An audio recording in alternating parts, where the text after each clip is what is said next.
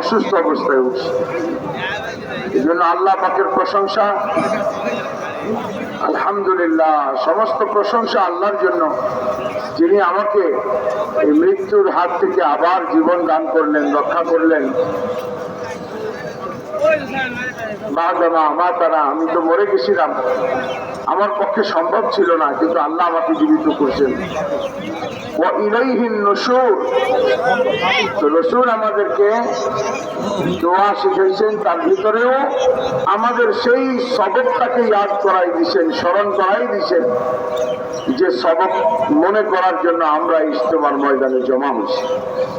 আর সে সবকটা হলো যে এখানে চিরদিন থাকা যাবে না, ওয়াপসি হবে, ফেরত যেতে হবে, ফিরে যেতে হবে। এক সময় আল্লাহ পাকের কাছে চলে যেতে হবে।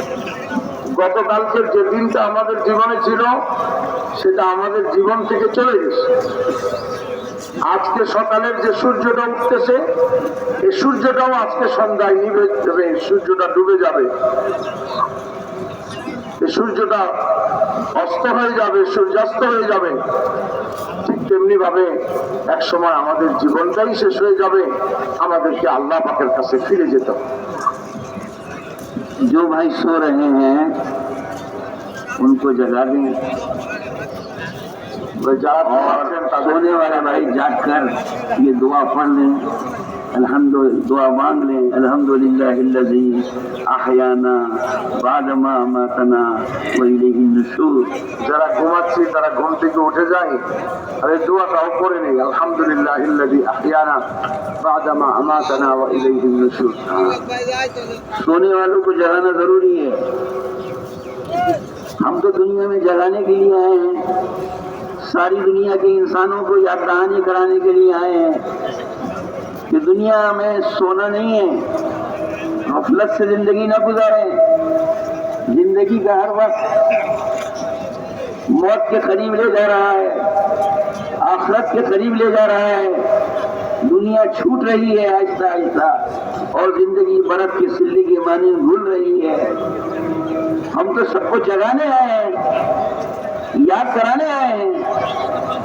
जो जगाने आए हैं अगर खुश हो जाएंगे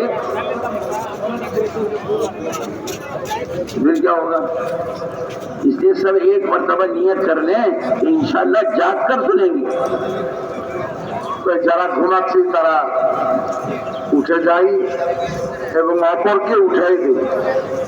উনি বলেন, আমাদেরকে তো আল্লাহ তাআলা এই দুনিয়াতে পাঠাইছেন ঘুমন্ত মানুষদেরকে জাগানোর জন্য। এখন আমরা অপরকে জাগাবো, অপরকে ঘুম থেকে জাগাবো, গাফলত থেকে জাগাবো, আখিরাতের কথা স্মরণ করাবো। কিন্তু এখন আমরা নিজেরাই যদি ঘুমিয়ে যাই তাহলে কি অবস্থা হবে?